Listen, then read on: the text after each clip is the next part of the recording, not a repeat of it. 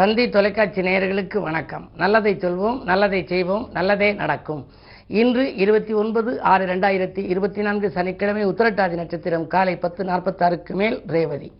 இன்றைக்கு நான் உங்களுக்கு சொல்ல இருக்கிற நல்ல கருத்து, மரம் வளர்ப்போம், மழையை வருவிப்போம், மரத்தை மறக்காதே மனிதான்னு சொல்லி உங்களுக்கு சொல்லணும்.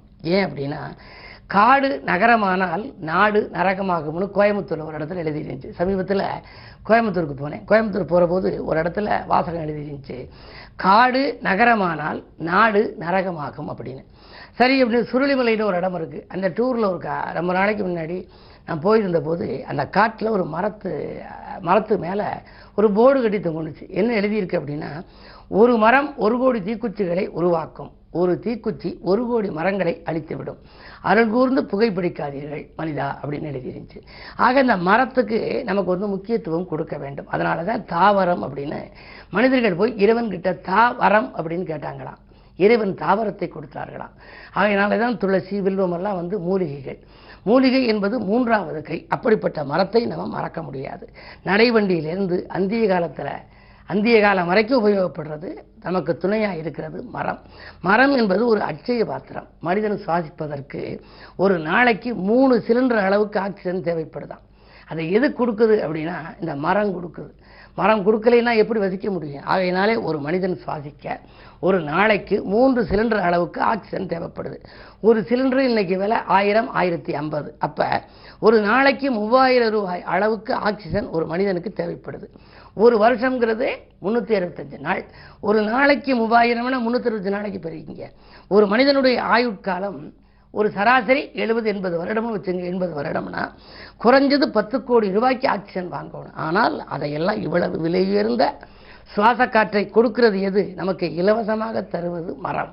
ஆகையினாலே தான் வீட்டுக்கு ஒரு மரம் வளர்ப்போம்னு சொல்லி இந்த அரசாங்கம் திட்டம் தீட்டியது. நடிகர் விவேக் அவர்கள் எல்லாம் இந்த மரம் வளர்க்க வேண்டும்ங்கிற ஆவலில் எத்தனையோ லட்சக்கணக்கான மரங்களை நட்டார்கள். இன்னும் நம்முடைய பெருமைக்குரிய அப்துல் கலாம் ஐயாவெல்லாம் மரம் வளர்க்க வேண்டும் என்று சொல்லுவார்கள். எனவே மரம் வளர்ப்போம், மழையை பெறுவோம், மகிழ்ச்சியாக வாழ்வோம் என்று சொல்லி இன்றைய ராசி பலன்களை இப்பொழுது உங்களுக்கு வழங்கப் போகின்றேன். மேசராசி நேயர்களே, உங்களுக்கெல்லாம் இன்று பயணங்களால் பலன் கிடைக்கும் நாள். பக்குவமாக பேசி காரியங்களை சாதித்துக் கொள்வீர்கள். இன்று பணவரவு திருப்திகரமாகவே இருக்கிறது. விரையாதிபதி குரு 2இல் இருப்பதால் விரயத்துக்கேற்ற பணம் வரும். எந்த ஒரு காரியத்தையும் நீங்கள் செய்ய வேண்டும் என்று நினைத்தால் அதற்குரிய தொகை உடனடியாக வந்து சேரும் விதத்திலேயே கிரகநிலை இருக்கிறது. இன்று யோக நாள். ரிஷபராசி நேயர்களே, உங்களுக்கு ராசியிலேயே குரு அஷ்டம லாபாதிபதி. வரவையும் கொடுத்து செலவையும் கொடுப்பவர். தனவரவில் இருந்த தடைகள் இன்று அகலும். தக்க சமயத்தில் நண்பர்கள் கை கொடுத்து உதவுவார்கள். தொலைபேசி மூலம் வருகின்ற தகவல் தொழில் முன்னேற்றத்திற்கு உறுதுணையாக இருக்கும். இந்த நாள் நல்ல நாள். மிதுன ராசி நேயர்களே, ராசியிலேயே சகாய ஸ்தானாதிபதி சூரியன். அரசு வழியில் உங்களுக்கு அனுகூலம் உண்டு. அரசியல்வாதிகளாலும் உங்களுக்கு நன்மைகள் உண்டு. முன்னேற்றத்திற்காக எடுக்கும் முயற்சிகளிலெல்லாம் இன்று வெற்றி கிடைக்கும். இல்லம் தேடி நல்ல தகவல் வரும் நாள் இந்த நாள்.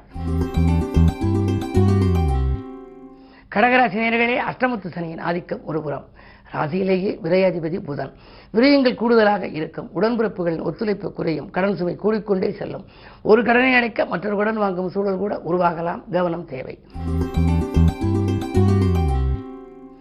சிம்மராசி நேயர்களே, உங்களுக்கு சந்திராஷ்டமம். மனக்குழப்பங்கள் அதிகரிக்கும். மதிப்பும் மரியாதையையும் தக்க வைத்துக் கொள்வது அரிது. உத்தியோகத்தில் மேலதிகாரிகளின் வெறுப்புக்கு ஆளாக நேரிடும். இடமாற்றம் செய்யலாமா, வீடு மாற்றம் செய்யலாமா என்று சிந்திப்பீர்கள். மனக்குழப்பம் உச்சமடையும் நாளாக இந்த நாள் அமைவதால் வழிபாடு கை கொடுக்கும்.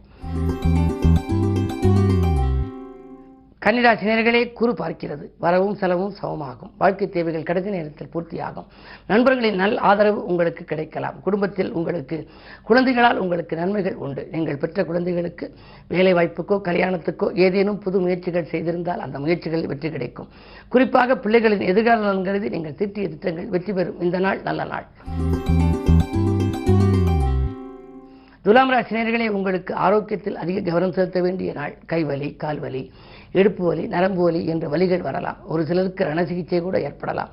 அஷ்டமத்தில் குறி இருப்பதால் அலைச்சலை குறைத்துக் கொள்ளுங்கள். ஆரோக்கியம் சீராக, ஆகாரத்தில் கட்டுப்பாடு செலுத்துங்கள். விருச்சிக ராசி நேயர்களே, உங்களுக்கு தடைகள் தானாக விலகும் நாள். தன்னம்பிக்கையோடு பணிபுரிவீர்கள். சக்க சமயத்தில் நண்பர்கள் கை கொடுத்து உதவுவார்கள். கரியான கனவுகள் நனவாகலாம். அயல்நாட்டிலிருந்தும் உள்நாட்டிலிருந்தும் நல்ல நிறுவனங்களிலிருந்து அழைப்புகள் வரலாம். வாடிக்கையாளரின் எண்ணிக்கை உயரும். தொழில் முன்னேற்றம் உண்டு. தொகை கேட்ட இடத்தில் கிடைக்கும். தனுசு ராசி நேயர்களே, ஆறில் குரு இருந்தால் ஊரில் பகை. எதிர்ப்புகள் நிறைய உங்களுக்கு வரலாம். இருந்தாலும் எதிர்ப்புக்கு மத்தியில் உங்கள் வாழ்க்கை அமையும்.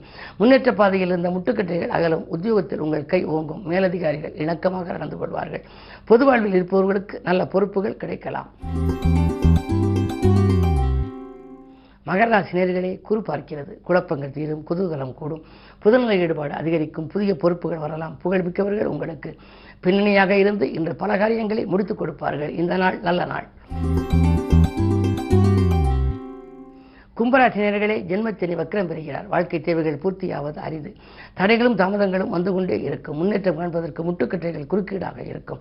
உறவினர்களை நம்பி எதுவும் செய்ய முடியவில்லையே என்று கவலைப்படுவீர்கள். வாங்கல் கொடுக்கல்களில் ஏமாற்றத்தை சந்திக்க நேரிடும். மிக மிக கவனம் தேவைப்படும் நாள்.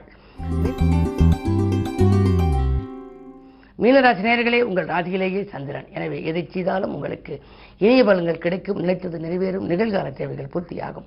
வாங்கல் கொடுக்கிறது சிறப்பாக இருக்கிறது. அதிகார பதவியில் உள்ளவர்களின் ஆதரவும் உங்களுக்கு உண்டு. ஊர் மாற்றம், உத்தியோக மாற்றம் பற்றியும் நீங்கள் சிந்திப்பீர்கள். உங்களுடைய ராசிநாதன் வெற்றிகள் ஸ்தானத்தில் இருப்பதால் எதை நீங்கள் செய்ய நினைத்தாலும் அது வெற்றி கிடைக்கும் நாளாக இந்த நாள் அமைகின்றது. மேலும் விவரங்கள் அறிய தினத்தந்தி படியுங்கள்.